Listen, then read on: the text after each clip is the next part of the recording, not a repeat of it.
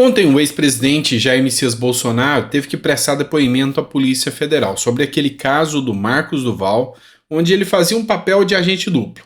Ou seja, falava tudo que ele conversou com Bolsonaro para o Alexandre de Moraes e falava tudo que conversou para o Alexandre de Moraes para Bolsonaro, fazendo um jogo duplo, agente duplo ou algo nesse sentido.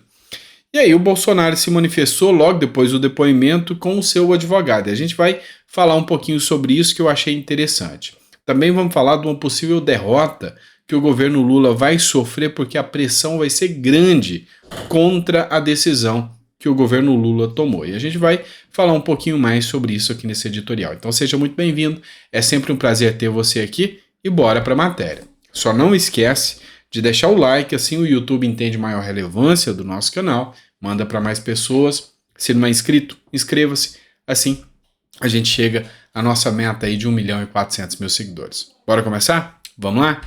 Olha só, o ex-presidente Jair Messias Bolsonaro, ele, depois da saída da Polícia Federal, ele deu uma manifestação com o seu advogado, o Watchgarden. E o Carlos Jordi, que é deputado federal, fez essa postagem. Logo após a reunião com o presidente Bolsonaro e o deputado Daniel Silveira, o senador Marcos Duval enviou o WhatsApp para o ministro Alexandre de Moraes. É o que fala o Carlos Jordi. E aqui, o Bolsonaro mostra que a conversa entre Duval e Daniel Silveira era coisa de maluco e que ele, efetivamente, de momento algum, fez qualquer articulação juntamente com o Marcos Duval para fazer qualquer golpe, o que é a narrativa que tentam imputar ao ex-presidente Bolsonaro. Assista aqui esse trecho conosco. Vou explicar. Isso aqui é um zap do senador Marcos Duval, enviado ao ministro Alexandre de Moraes. Por que nós temos isso? Porque esta mensagem foi encaminhada também ao presidente. Leio a mensagem. Boa noite, ministro. Desculpe incomodá-lo no seu horário de descanso. Acabei de pousar no meu estado, só retorno para Brasília na próxima terça-feira. Mas preciso adiantar uma parte do encontro que considero de alto grau de importância. Quem está fazendo toda a movimentação com o objetivo de levá-lo à perda de função de ministro e até ser preso é o DS. Vamos lá. Quando ele fala que quem está fazendo toda a movimentação para que o ministro Alexandre de Moraes perdesse o mandato, fosse cassado, ou perdesse a função, no caso, né, porque ele não tem mandato, é função, era o DS. E quando ele cita o DS, ele está falando do Daniel Silveira, ou seja, ele criminaliza para o Alexandre de Moraes o Daniel Silveira. E aí, talvez, um dos motivos da pena dura e rápida ao Daniel Silveira, o que faz muito sentido analisando o contexto todo. Mas o Watchgarden continua aqui. O PR não está fazendo nenhum movimento nesse sentido. O presidente Bolsonaro não está fazendo nenhum movimento no sentido de tentar dar um golpe contra Alexandre de Moraes. É isso que o Watchgarden fala aqui. O DS está tentando convencê-lo, dizendo ao PR que eu conseguiria adquirir as peças. O presidente responde a esta mensagem ao senador Duval. É a única ocasião em que o presidente interage com o senador. Coisa de maluco. Exatamente. Senador Duval responde. Exatamente. O senhor pensou em denunciar em algum momento depois que ele falou isso? Pô, isso é coisa de maluco, eu não vou denunciar ninguém, pô. Quer ficar, querido? Valeu, pessoal. Então, o que essa fala aqui do advogado Bolsonaro mostra? Mostra que Bolsonaro não tentou dar um golpe como tenta o noticiário induzir o tempo todo aqui nas conversas com Marcos Duval. A defesa do Bolsonaro é nesse sentido através do Watchgarden. E ele diz o seguinte: o Daniel Silveira estava impulsionando, tentando convencer o Bolsonaro. E aí não conseguiu. A única resposta que Bolsonaro deu para Marcos Duval, coisa de maluco, e não respondeu mais. Ou seja, aí, com essa documentação, talvez algumas narrativas caem por terra. Entretanto, essa história do Marcos Duval ainda vai ter muitos capítulos, está pior do que novela mexicana. Olha aqui uma matéria publicada no site IG, último segundo. Marcos Duval disse ter uma bomba na mão para destruir os dois presidentes, tanto Lula quanto Bolsonaro. Duval está sendo investigado pela Polícia Federal por tentativa de obstrução às investigações e tem fornecido diversas versões contraditórias a respeito desse caso. E aqui mostra-se que as mensagens e conversas extraídas do celular do senador que está afastado, o Marcos Duval, que está sob posse da Polícia Federal, teria um detalhe de um suposto plano de golpe, e que ele afirma ter discutido em uma reunião com o ex-presidente Bolsonaro e o Daniel Silveira, o que acabou de ser refutado agora por Bolsonaro.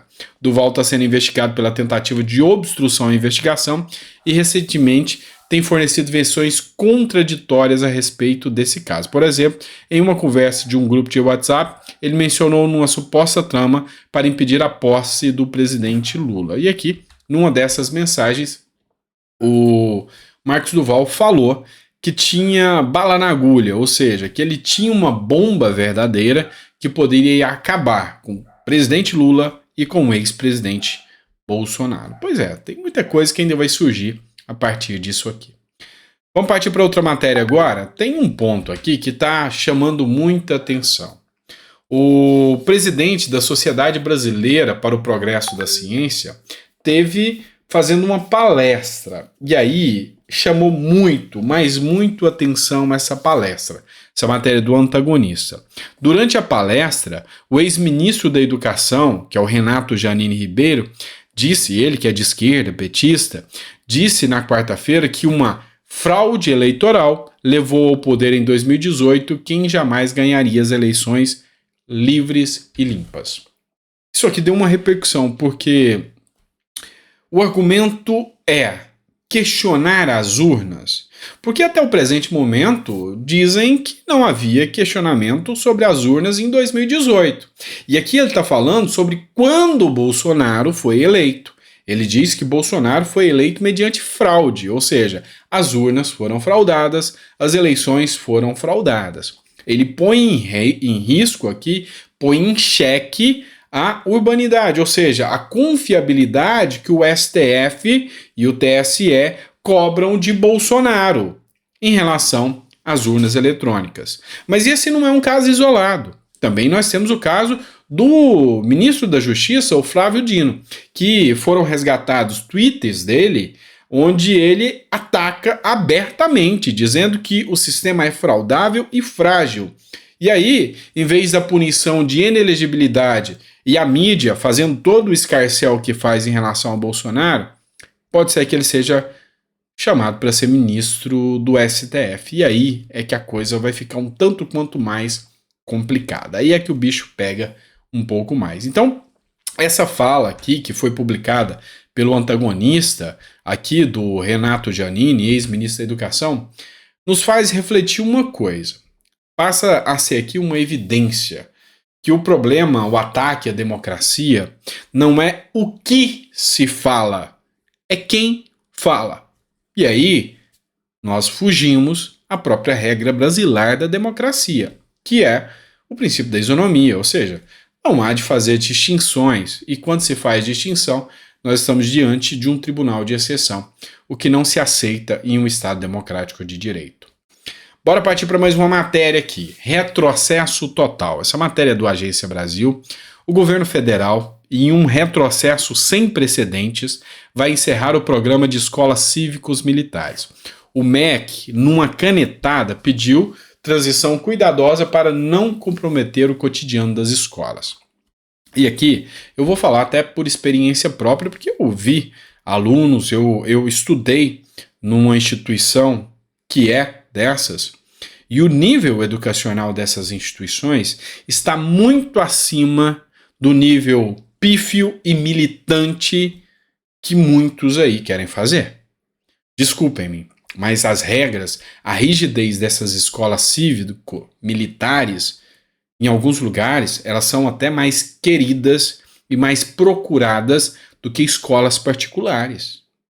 E elas, sinceramente, na região onde tem essas escolas, muda a regra, inclusive da própria sociedade. A escola que eu terminei o meu segundo grau, fui a primeira turma. É uma escola cívico-militar a partir de hoje. A escola chama-se Nivo das Neves, é situada na cidade de Caldas Novas, lá em Goiás.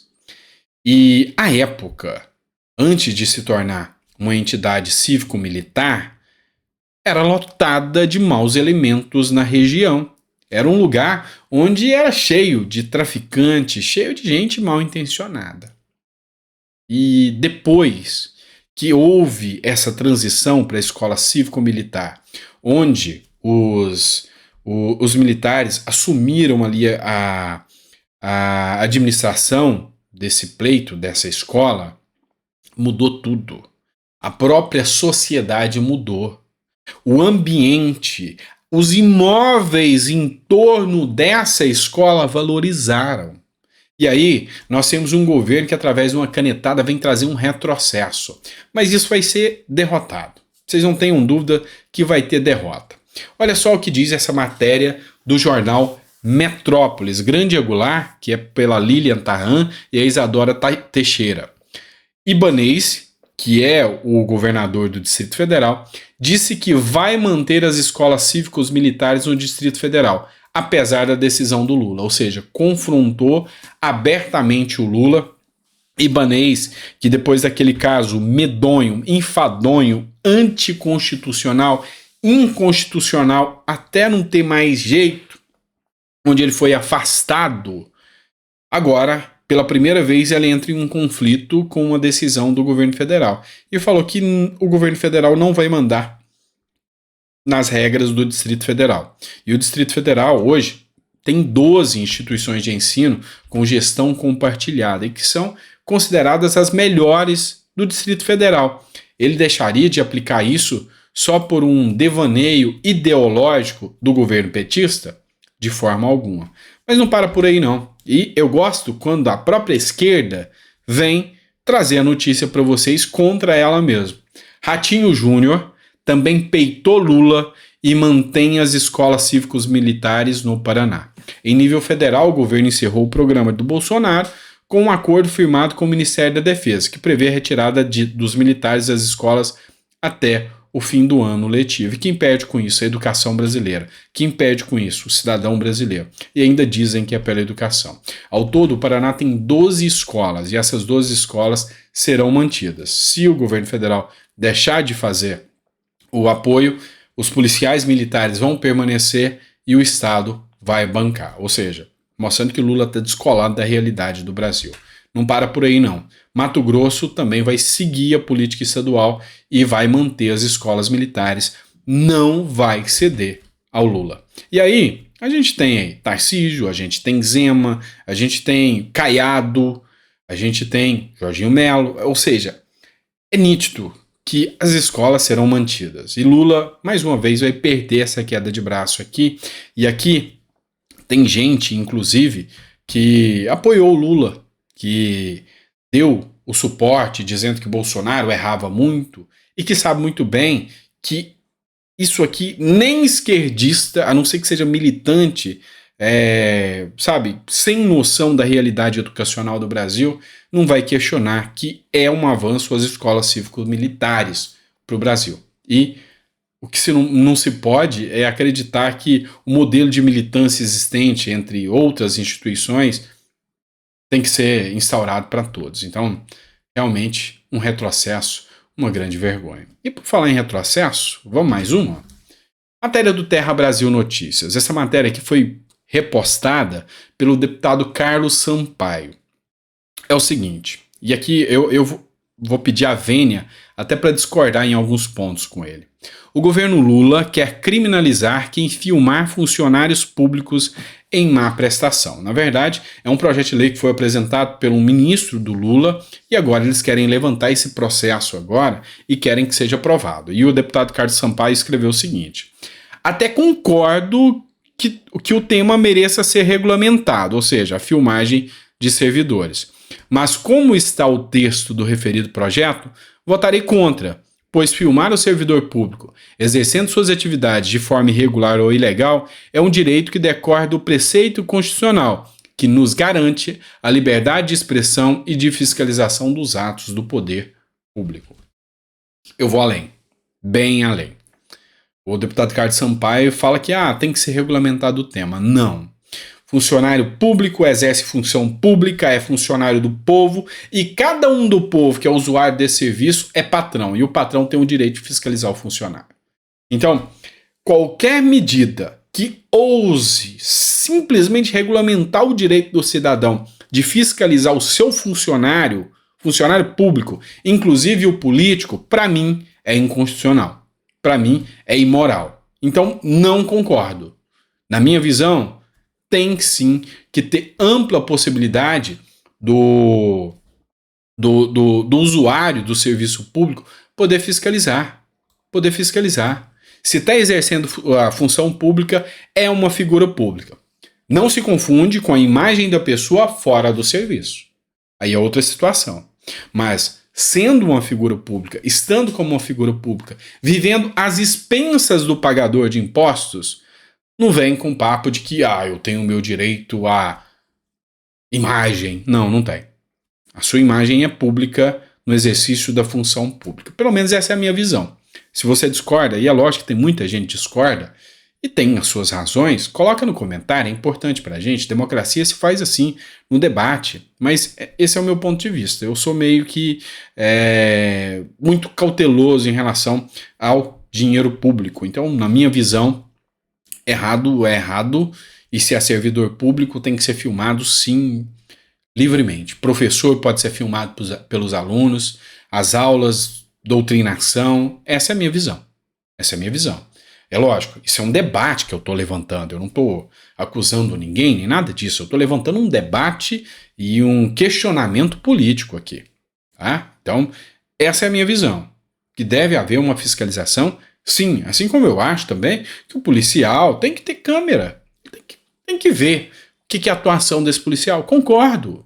Então, assim, serviço público, publicidade. Público, publicidade. Publicidade é eu, patrão, pagador de impostos, poder fiscalizar. Exemplo, quando o próprio Lula manda todo mundo tirar o celular de lá de dentro das reuniões, né? E aí, onde está a publicidade de tudo isso? Mas vamos lá.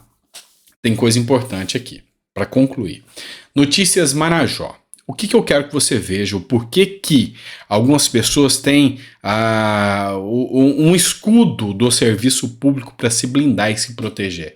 E é por isso que a arma do cidadão não é o celular. Um servidor de delegacia marajoara bateu em mulheres na frente da delegada. Um professor, e aqui eu tenho que bater palmas para esse professor, filmou. E o que aconteceu com o professor? Foi preso e teve o celular apreendido.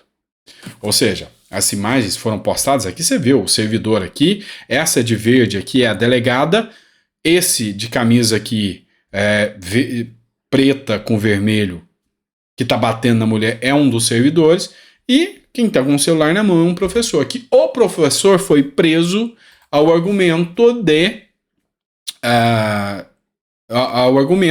de que fez desacato à autoridade em gravar a imagem deles. É isso que se busca nesse projeto de lei. Tornar desacato você gravar um servidor público. Convenhamos, eu não endosso isso. Aí você coloca no comentário se você acha que é certo ou não. Gravar, se não deve gravar, na minha visão, até o professor tem que ser gravado dentro da sala de aula. O que tem de caso de professor que humilha aluno, o que tem de caso de professor que amarra criança autista na escola, o que tem de caso de professor que prende criança dentro de jaula, e o celular tem que estar em mãos. Tem que estar em mãos.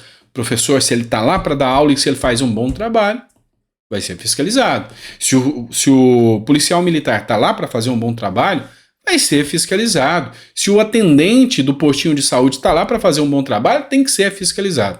Essa blindagem aí, desculpem, mas não concordo, tá bom? Esse é o meu ponto de vista. Espero que você tenha gostado do nosso editorial. A gente volta com mais conteúdo para vocês ao meio-dia. E é sempre um prazer enorme estar aqui com você, trazendo mais conteúdo. Grande abraço e até ao meio-dia.